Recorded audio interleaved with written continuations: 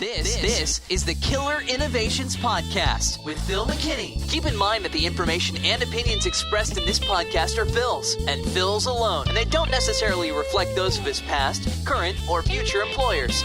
Now, here's Phil McKinney. Do you have an innovation culture? Do you truly believe that your culture encourages and supports the innovation activities within your organization? Culture is one of those things that's hard to quantify. It's hard to measure. When I ask executives, when I'm out talking to executives about their organization and how innovative they are, I ask them, do they truly believe that they have an innovation culture? They tend to project their wishes, what they wish their culture was like, rather than the reality. And they will stand there toe-to-toe and argue that they have an innovation culture and it exists today. But culture is based on people. People change. People leave, people come. If you don't stay on top of the culture, it will change. It will morph. And there's lots of reasons why those changes happen. So is there a way to get a more unbiased view of what your culture is today and to determine, is it really an innovation culture? Yes. I'm going to walk you through a series of questions that I use when I'm out working with organizations who are trying to achieve a high-performing, innovative culture. Now, these questions are really an assessment of an existing organization to get you that unbiased view. In next week's podcast, I'll go through more detail about how do you then target what that innovation culture really should be. So this week, it's about an assessment. Do you have a really honest view of what your culture is today? And next week, we'll talk about what is an innovation culture and how do you start to look at transforming what you have today into that innovation culture. So question number one, what do you believe is the essence of what your organization stands for? Now, I'll go into a company and I'll interview 10, 15, 20 people. Now, what I'm really looking for is not so much what the answer is, but do I get a common view? If I ask 15 people, do they all believe they understand what the essence of the organization is? Why does it exist? If not, that automatically raises a flag in my mind because then that means people are applying their own personal view. Leadership has not stepped in and defined what the essence of the organization is, such that people can then check themselves. Do I believe in that? Do I support it? Do I see the role that I'm providing being aligned with that? What is that essence? What is it? Why do you exist? And does everybody in your organization agree as to why you exist? Second question is, how is your organization the same or different from others? Your competitors, maybe geography, other companies in your country or region. This question really is focused along, how are you different? Are you different enough such that people can understand what makes you unique? Or are you just generic like everybody else? Generic is a problem because therefore the employees don't know what you stand for. If you stand for what everybody else stands for, then there's no way for them to really grasp on and really understand their role and how they can help drive success within the organization. So how is your organization the same or different from others? The third question, for people who are successful in your organization, what are the common traits? This is one of the key questions. For people who are successful in your organization, what are the common traits? This is where you have to face yourself in the mirror. If you look at everybody who's been promoted, got a title, got promoted from a standpoint of span of responsibility, moving into management, or maybe got a more senior engineering title, somebody who got a financial reward, somebody who got recognized at a meeting or got sent off on one of the senior executive trips. Look at what those characteristics and traits are. And be honest. Don't cherry pick people whose characteristics and traits align with what you wish your vision was. Look at everybody who's been promoted.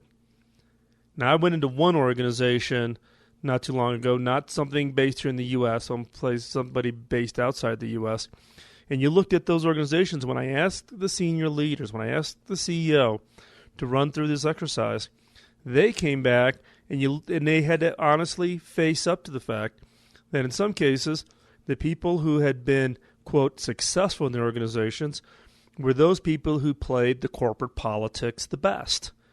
So what happens? Everybody starts playing the corporate politics because people aren't stupid. They see what the characteristics are for the people who get promoted. And for the people who get promoted, in this case, people who played the corporate politics games really, really well, that meant if you wanted to be successful, you have to learn how to play the corporate politics.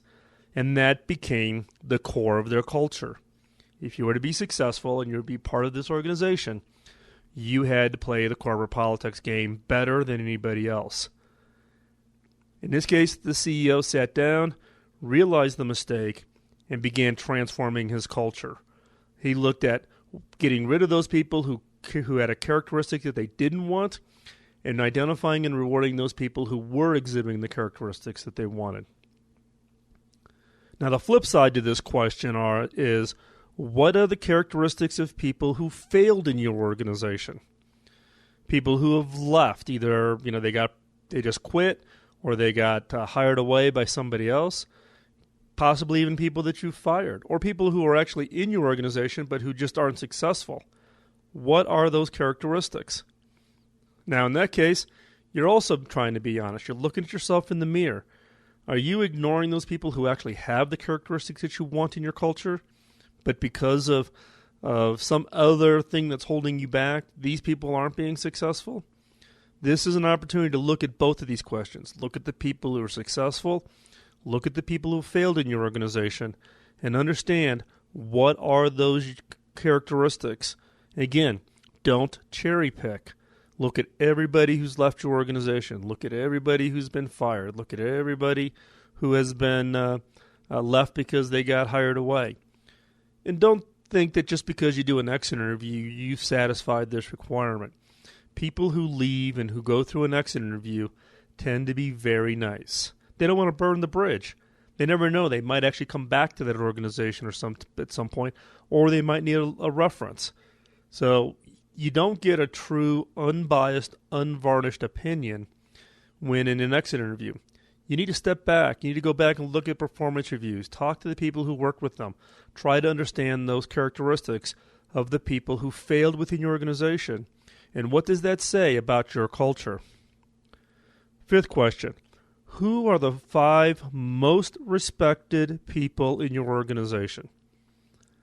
Not what senior management views, but within the organization. Who are the go-to people in your organization, and what are their characteristics? Why are they successful? How did they get identified? Are they all in leadership?